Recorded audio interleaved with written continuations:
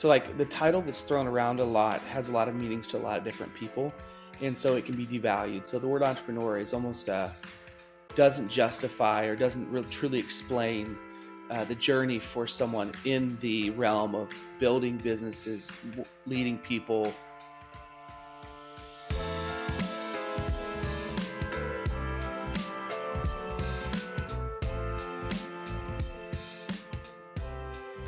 All right, guys, welcome back to the Untrapped Entrepreneur Podcast.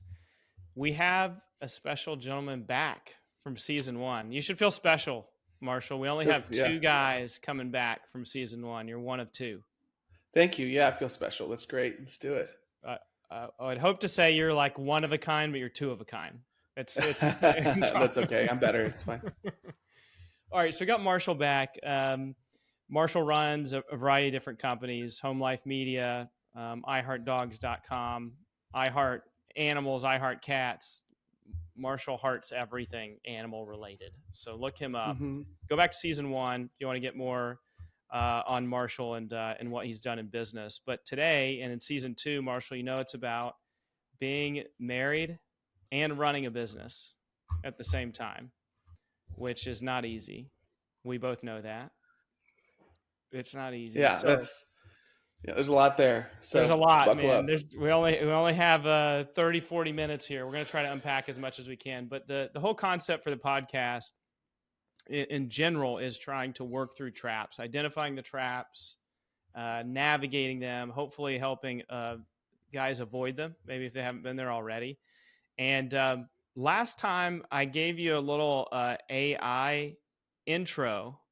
I'm not going to do that this time, but I love AI so much and you love AI. I went to AI and AI is actually going to feed a couple of questions to me during the show based on some feedback that you gave us. So just be ready and see. I'll see if you can tell the difference between Ben questions and robot questions. All right. It's hard, man. It's getting hard. I don't know. We're living in the future. Yeah. Okay. So tee up for us just where you met your wife, how long you've been married, and just how she's involved in your entrepreneurial journey. Like let's say how she's been involved, how she was involved at the beginning. We'll get into like how that's transpired, but go back in the beginning of time with you and Jess and tee that up for us so we have a little bit of context. Yeah. So Jess and I met working at a real estate business, so mortgage company, and we worked together, and we were like really great. We were a high performing team, and so as workplace romances unfold like they kind of normally do, we said, okay, like let's do something else. So our first business was us dating, launching a business. So we launched it. We launched another mortgage company on our own as our first, before we even married, just like, let's go after it.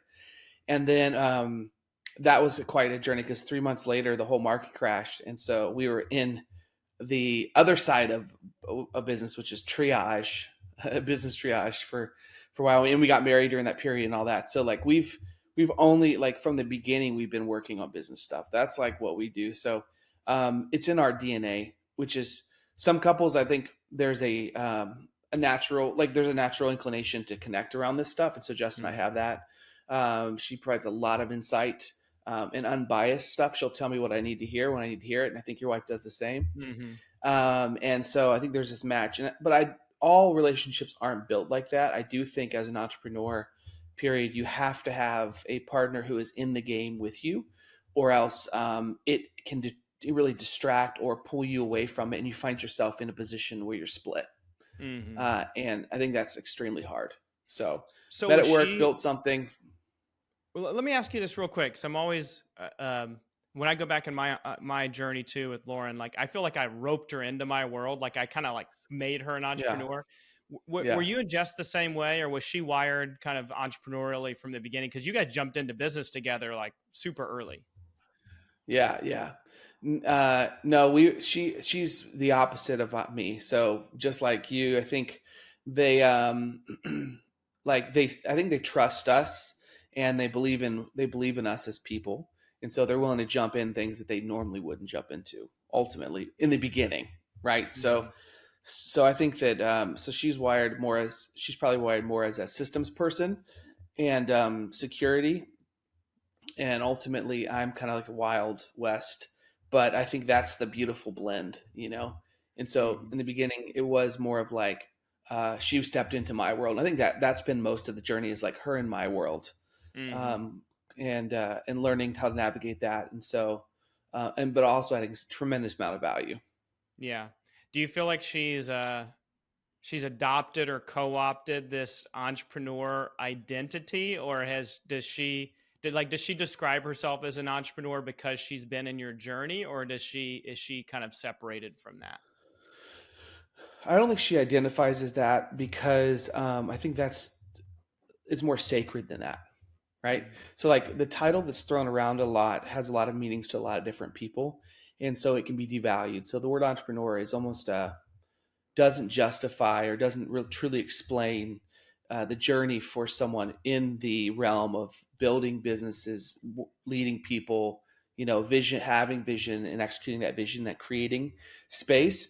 Like Mm-hmm. that's a loose title that's easy to throw on if you like sell mac and cheese or something, you know, or like Mm-hmm. lemonade. It Mm-hmm. doesn't. It doesn't.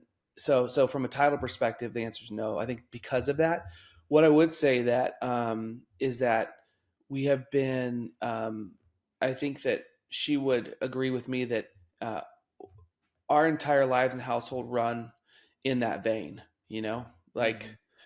we just live there. Like we have that perspective. So our kids, it's like when everyone's like, "Hey, you going to college?" My son was like, "Hey, I'm not going to college." And Mm-hmm. it's not that he's not going to college; it's that like that's an option if it's in pursuit of something that's bigger, right? Like he can apply himself or needs that for the next skill set level or whatever.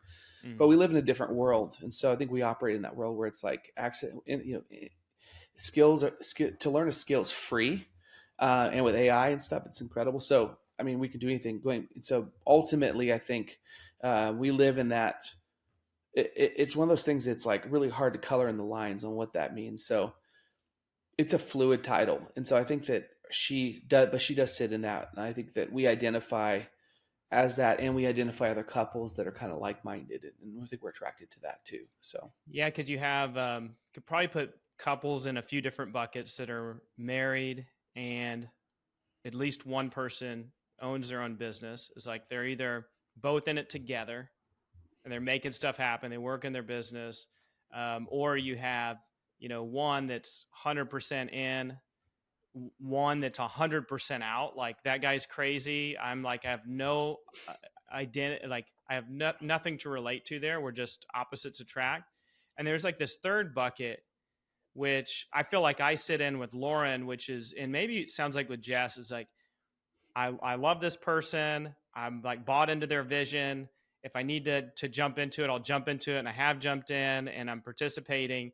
But they're kind of they're not in either one of those. They're not completely opted out, and you do your thing, hubby, and they're not 100% side by side there with you. So I don't know how to describe that third bucket where like Jess will jump in. Like if Jess needs to jump in, she'll jump in, right? She's there as an advisor. She's probably told you like, Marshall, that's stupid. Don't do that in a lot, business. Yeah. yeah, it happens a lot. Maybe it's maybe that third bucket's like the advisor role. They're like an entrepreneur advisor. Yep. Yep. A co-part. You know, it's kind of like it reminds me, you know, if you think about like an engine in a car, and there's so many pieces, and we think about really mainly like fuel, and we think about transmission, but like you lose a water pump or something, and it's a mission critical piece, and you can't run. I think that Mm-hmm. they are a mission critical component. They become that for sure. So it's they're more passionate about winning with their partner. Like that's Mm-hmm. the most important part versus winning the game that they're currently in. If that makes sense, Mm-hmm. Yeah, yeah. right? So like, Well, you mentioned Jess as your secret weapon yeah, when we sent you over some questions ahead of time. So what I'm hearing is, and correct me if I'm wrong, like you couldn't operate as an entrepreneur the way that you do and successfully without that secret weapon. Even though she's not running the business with you, it's a critical yeah. component to making the engine run. Yeah, and I think it's same with you too. Because here's the thing: when you build something, and you're in a position of, I don't know if you want to call it power, or leadership, or influence, or whatever, people just won't tell you your baby's ugly Hmm. ever. And so we're just fed positive things, right? Like, oh yeah, sure, yeah, oh yeah, is that a good idea? Yeah, oh yeah, it's a Hmm. good idea. Hmm. You have to have a force that's like, that is the dumbest thing I've ever heard of. Like, Yeah. you have to have an objective force, or I mean, look at the people. I feel like your ego just runs away. Like, if you don't Hmm. have an objective force in your life, and you're building something, and you're successful in building things, you lose it if you don't have someone in your life who's willing to speak truth. Just like, no, that's stupid. Hmm. Like, just Yeah. don't. That's dumb. Well, Because we okay. like I to. think that's a trap, man. I want to dig in on that. I think that's a trap is that if you are married and you do not have and you're running a business and you do not have a spouse that is willing to tell you the cold hard truth. Like if your spouse is not stepping up when you're asking for feedback, if everything they say is you're the smartest guy ever, gal ever, and go out and get it, and that's a great idea, I think that's a potential trap, right? Like I need it. I'm like, tell me my idea's stupid because nobody else will. Like I need that. Yeah, there's actually two sides of that. So there's one is like being them someone in your life who is willing to speak truth into what you're doing, like no matter what it is. Two is you have to be willing to accept it. Mm-hmm. Like, that's a downfall of many, and that's an ego push. Like, it's Mm-hmm. very easy to be like, dude, who's telling, like, I know, or they don't know enough, or whatever. So those two, if those two are working right, you can be successful in a lot of things. Like, if you're willing to listen to advice and know, and listen to input, and then also, you know willing to listen. So receive. So you have a partner who's willing to send it to you, to give it to you, and you're Mm-hmm. willing to listen. I think that creates a real synergistic effect in marriage. Okay, if Mm-hmm. any of those are off in marriage, there's going to be conflict, like, Mm-hmm. period. Yeah. Um, and then it creates a lot of other issues. Mm-hmm. So Well, you've given feedback to people before in your life and they didn't receive it well, and you don't want to give feedback anymore to that person. You're like, I've, whether it's conscious or subconscious, you're like, I'm not going there again. That did so. Even one time not taking good feedback in could end the feedback forever. right, yeah, yeah. No, that's true. I think the things that are the most important to you, you're going to continue to invest in, right? So, like, it's like, if it's some random person who doesn't listen to you or whatever, like, cool, like, whatever, they're on. I think the things that are the most important, you're going to continue to try to figure out. And so, like you mentioned, like, you and Lauren have been married for, I think you're close to us. I Eight, think it's 16, 18 years. 18. Okay. Yeah. So we're 17 years, right? And I think that the dynamic, the way that it gets healthier is that we're continuing this process of learning together and building things together, right? Hmm. But listening and being open. And so, like, in the beginning, I want to say that I was as receptive as I am now, and that's not true. Like, Hmm. I probably was like, "Oh, I know what I'm doing, you know. Yeah. Um, but I think as a spouse, when you're building something together that's bigger than you, especially if you feel like, you're operating in your legacy out in the world, like your job is, and you're wired to build things, Hmm. um, that co-part is so important. Hmm. So Yeah. Well, hey, so I got a piece of feedback recently from my wife, and it's hard to accept feedback because my initial reaction, I think maybe it's just the way I'm wired because I've always hated authority. I'm like, why would you say that? What do you mean it's stupid? What do you mean I'm stupid? Like, but then you process it and you go, dang, I think there was some truth there. So I got a piece of feedback the last couple of weeks where had this new idea, in the Gents Place business. And we basically settled in, like, I won't give you the full story, but we settled in on, Ben, you like to create things, and that's your passion, and that's where you get filled up. But when you create something and you don't like water it and you don't refine it and you don't make it better and you don't go deep into it, you end up just, you create too many things that aren't getting the attention that they need. And so it kind of probably goes back to EOS, where you have the visionary and the integrator. Um, but for me, it was a light bulb moment. And this is, this is again to my point of being a creator. I said, oh, well, that's like you have a creator and you have like an optimizer. And I said, oh, well, that's kind of similar to EOS and visionary and integrator. And then, no kidding, man. You know what my next thought was after I had that thought? It What? was, maybe there's a better version of EOS I could create. I'm like, Yep. creator Yep. optimizer is better than visionary integrate. And I go, oh my gosh, this is what she's talking about. Yep. Um, Yep. so I've had to kind of process that and say, okay, maybe I should create less. Maybe I should go deeper in certain areas. So that was a moment of truth for me recently. Have you had anything that you can remember where Jess gave you this moment of truth, or maybe initially you didn't agree with it, but she ended up being right? Anything come to mind? There's many, many, many. That's one too. Being a visionary, it's difficult. The one literally today we're talking about was has to do with like when you have people. Okay, so you are really comfortable with the way you operate, and because you're an entrepreneur and because you're a business owner, right, or have things, you can move differently than an employee can. For example, Mm-hmm. like you see the organization top down, you see every nut and bolt in the organization. Like, you know, this over here goes to that over there, or like that's all in your brain. And so, but when you have people in your organization, they don't see that perspective, right? So like what we're talking about was actually delegating with patience, because um you're ultimately going to be able to operate at a different level than the people. That's why they work for you, right? Like Mm-hmm. that's why you're at the top. Like you've done this.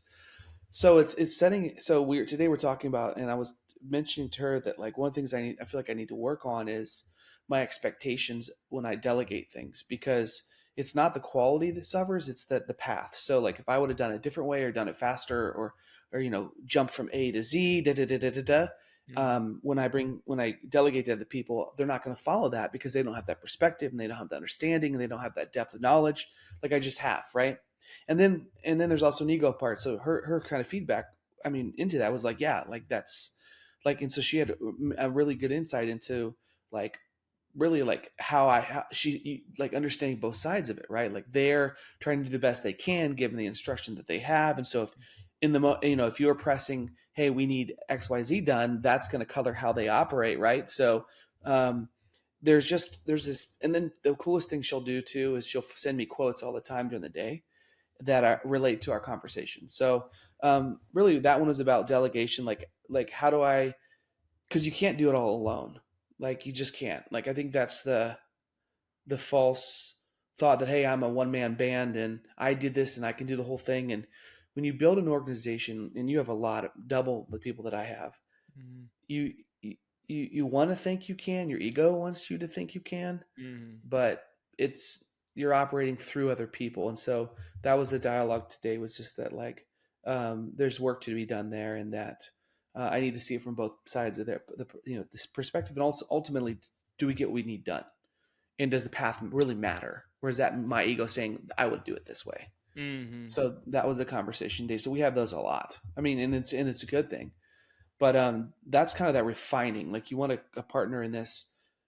Ideally, if you're a creator and you're a builder, and that's your ethos as a family in a unit, because again, some people aren't. Some people are like, I go do my thing, my wife does her thing with the kids, done. Like that's cool.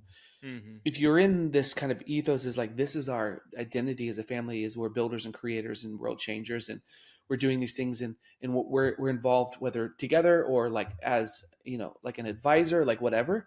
Um, you A good partner will always be leveling you up, right? Mm-hmm. Or speaking up to you in that way, right? Like challenging you and growing you, and vice versa. So um, just like with your wife too, it's like she'll push those buttons. Like she knows she's like that's the only person who can. If you don't have that, that's where you can get in a lot of trouble. And that's where I see most guys really run off the rails, because it starts building their ego, and like I'm the only one, I can do this and Mm-hmm. it's me, and there's no one checking that, like, hey, I wouldn't do that or I wouldn't do that, and then you see a train wreck.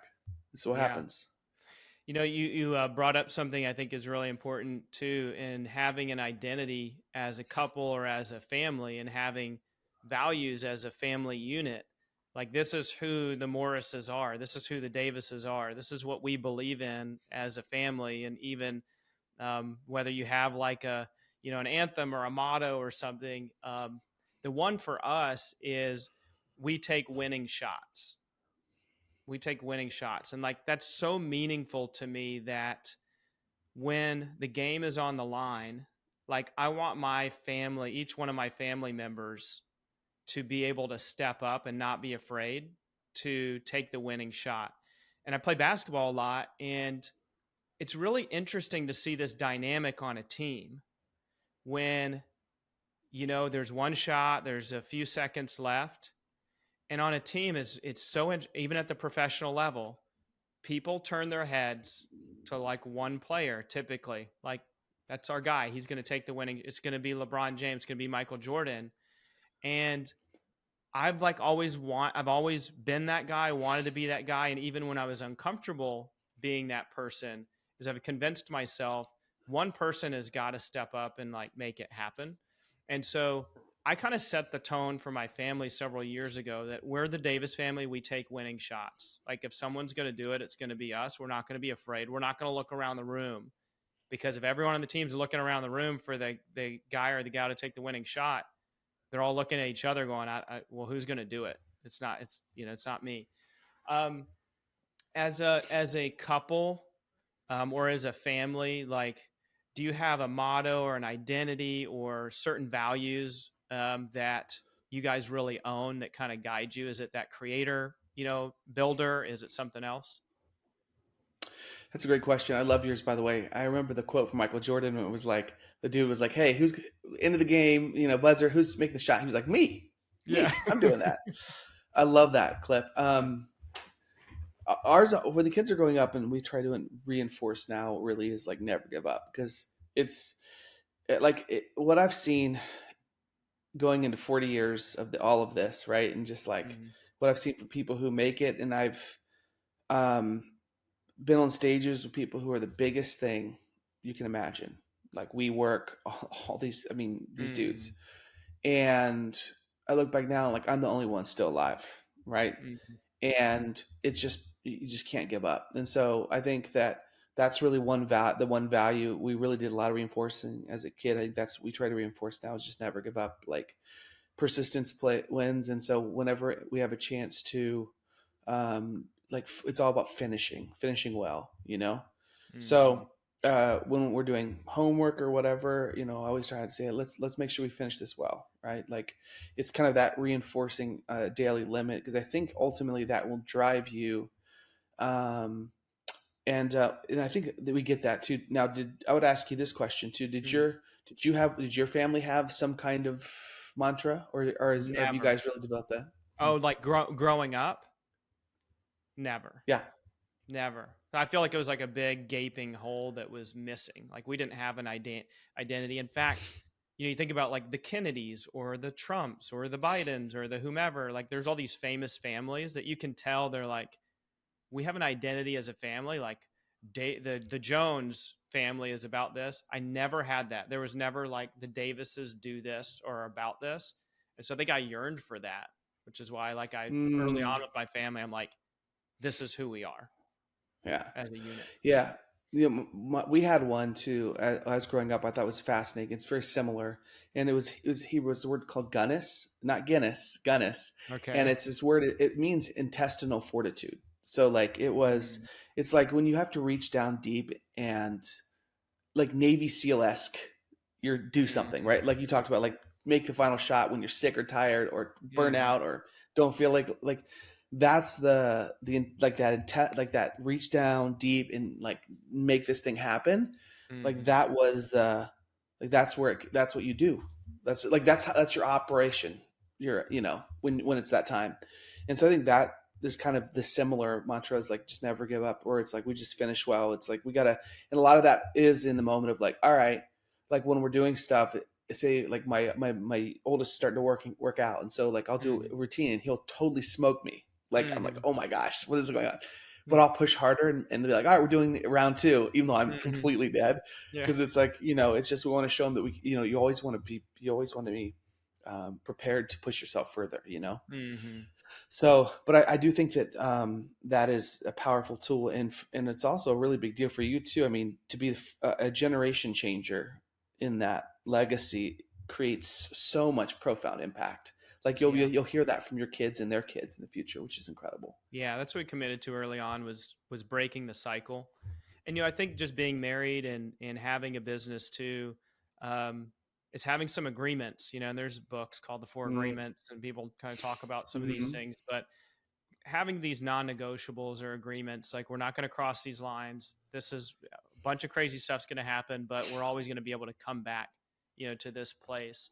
Um, you also mentioned something it kind of stopped me in my tracks on the Q&A before, is you said your marriage is your most important relationship in business.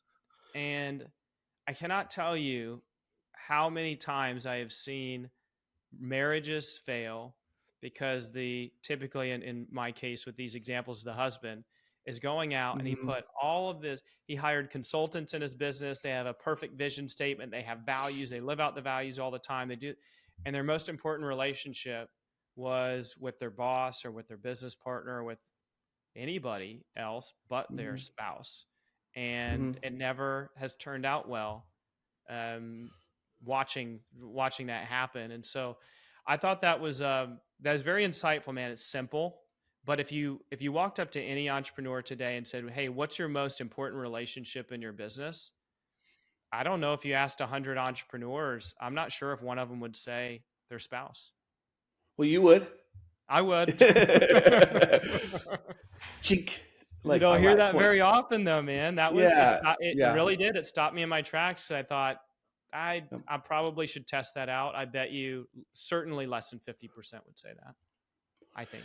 And I think that, and that's a perspective thing. Like there's been times where, like, I mean, I've come home like crying because of Mhm. just this something really big, overwhelming, insurmountable feeling, right? Like I literally had nothing left. And Mhm. like and then really the person I go right to is with her. Is like, I need help. And I think that in times of surplus or in times where we feel like we're in control or things are working, is the time where we tend to uninvest in that. We like to fill ourselves with the things that make us feel good, look good, those things. But but ultimately, it's like, who's the person that's going to be there when it all falls apart, and like Mhm. in the middle of it and impacted by every single piece that you're in.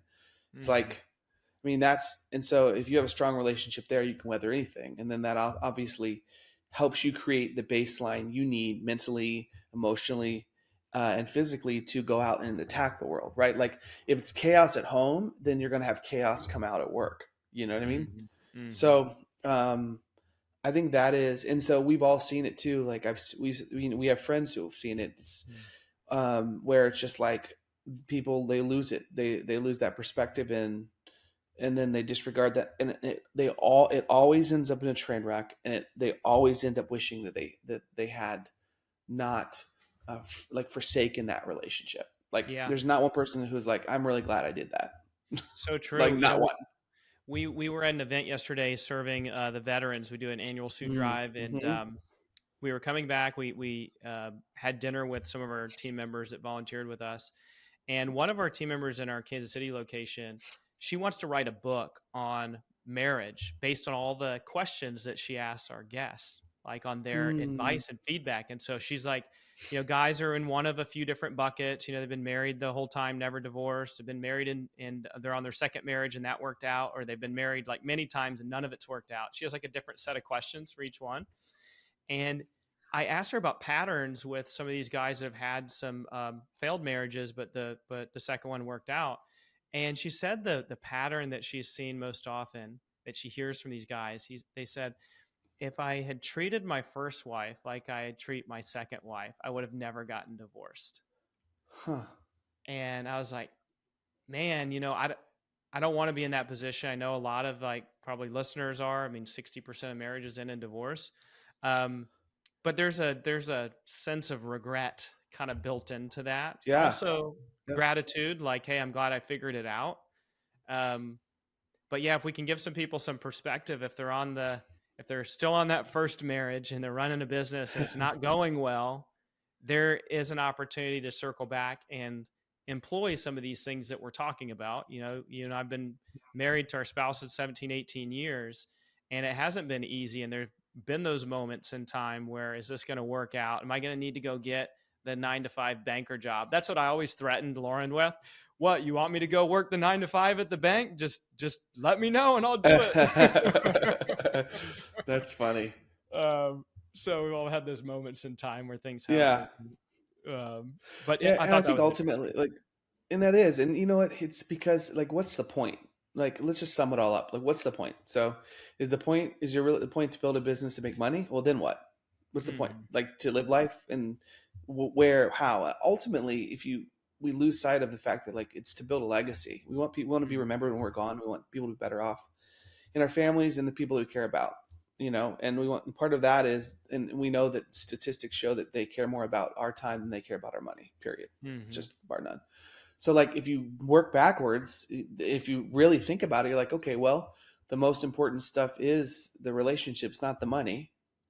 So, am I building kind of a false god with just focusing on how much I can earn, how much I can make, how much I can build, and leaving everyone else on the sidelines waiting for that paycheck or Mhm. that big sale?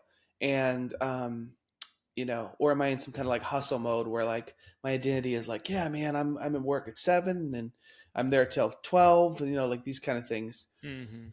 And it's like, what for? Like, ultimately, and the saddest thing is when these things crash and burn and the kids are involved. I mean, Mm. it's just devastating, you know? Yeah. Yeah. So it's there's just a lot of traps, right? I think that a spouse who is in tune with you and is a learner and a grower and wants to see you as a family unit, and really ultimately for the unit of your legacy and your kids and if you don't have kids, your family and all of that, and they're really interested in you being the best you can be, and they're willing to speak truth into you. It can be like, it's not going to be. It doesn't make it easier. It doesn't make it harder, but it makes it as more fulfilling. Mhm. Yeah, I totally agree with that.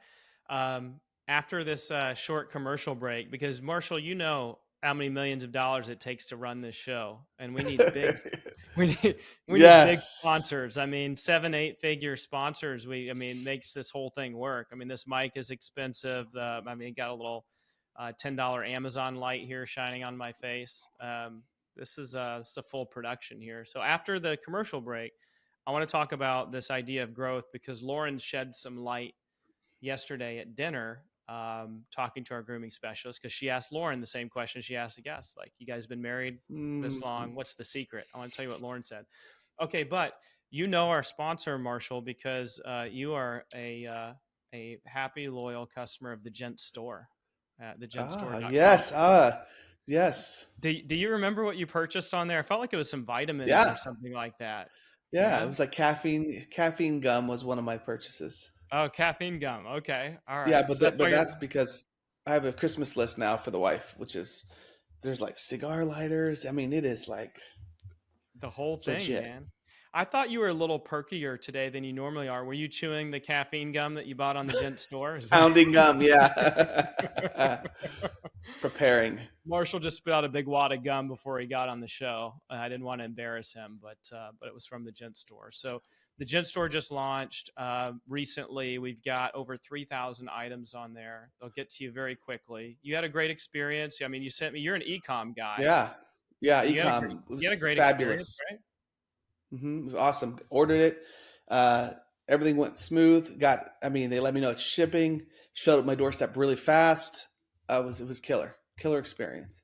Okay, and that's coming from a many Mhm. figures of ecom sales. Like, Yeah, this guy has done millions and millions and millions of dollars. He actually texted me and said this is a great experience. So that means a lot to me. yep, Get your cat. I didn't even know we sold caffeine gum, so thanks for letting me know. Apparently, you yep. bought some. But you guys go to the Gent store, and if you use the code Untrapped, you actually get free shipping as well.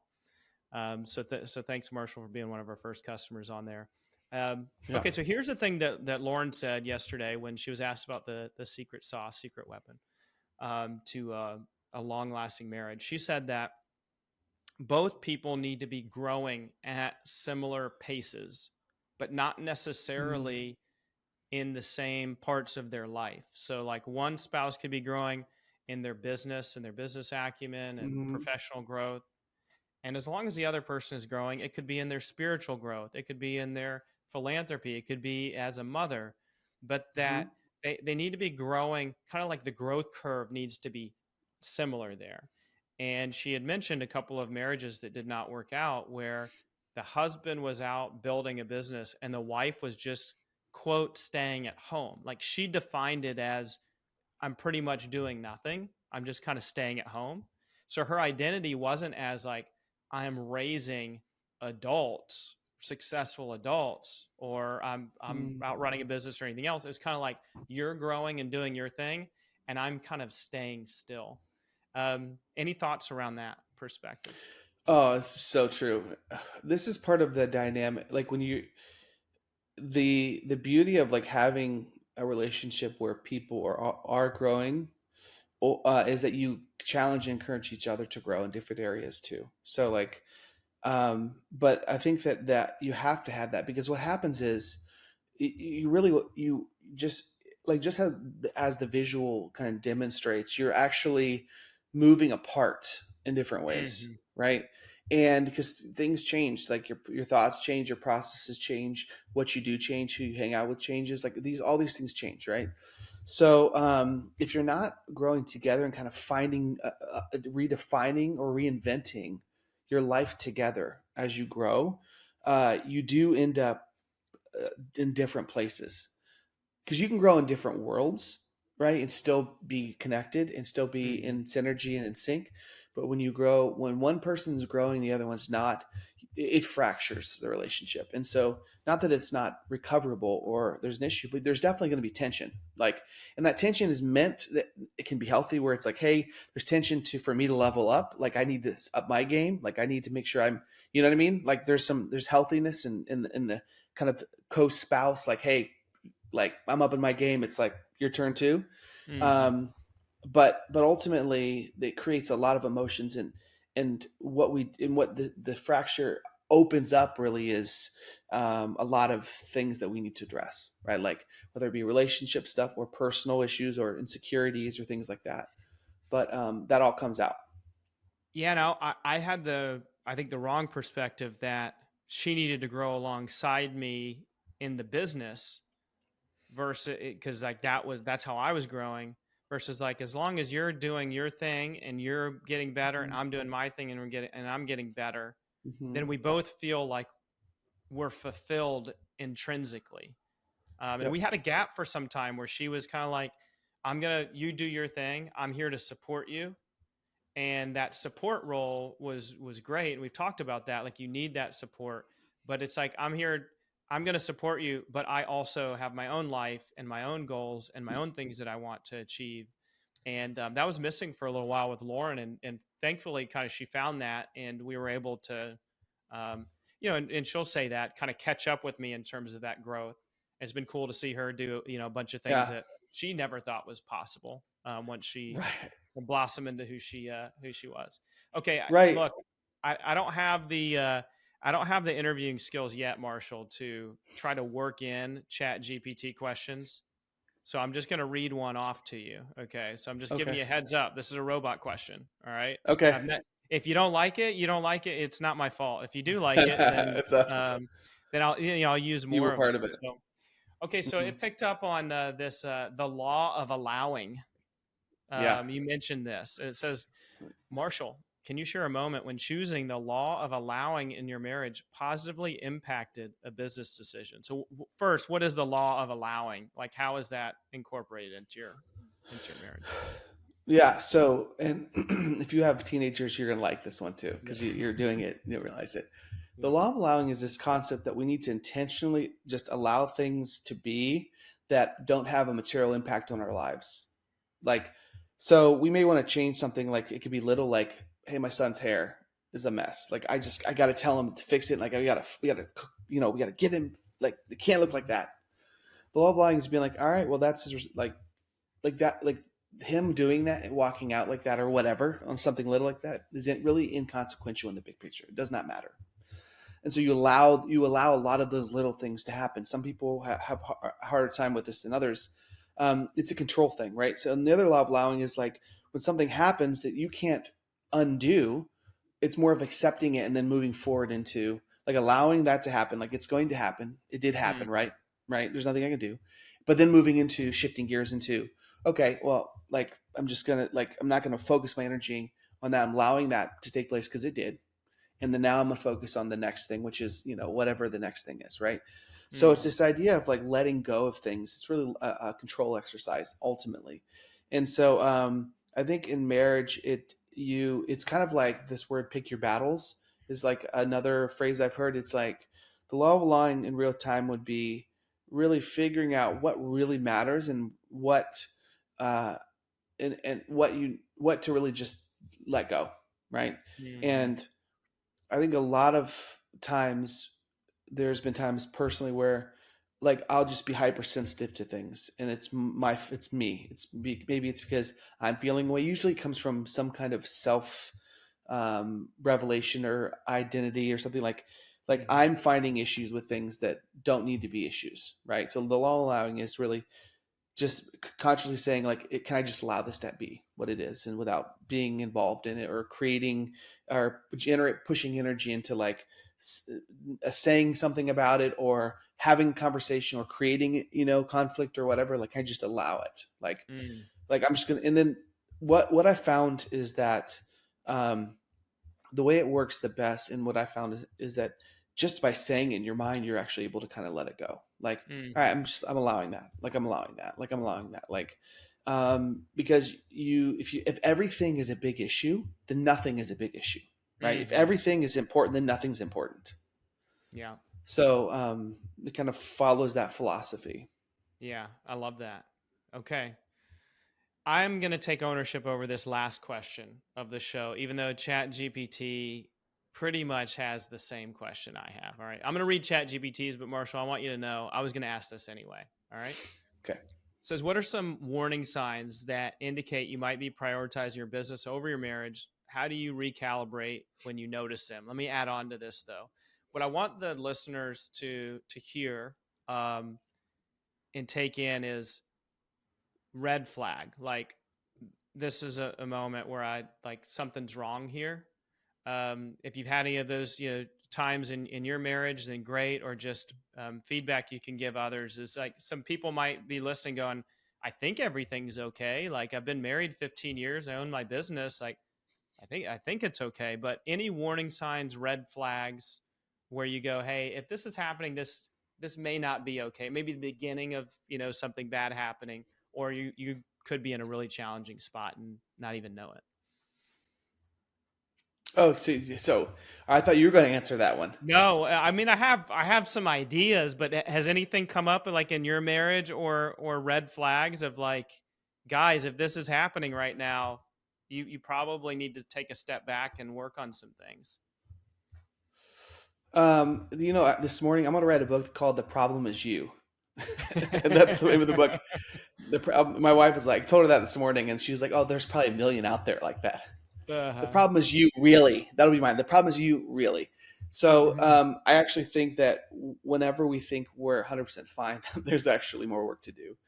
Um, so for me, I think so if we're talking about kind of like things to note, um, like I think I'm in the season where for a long time I haven't felt my feelings.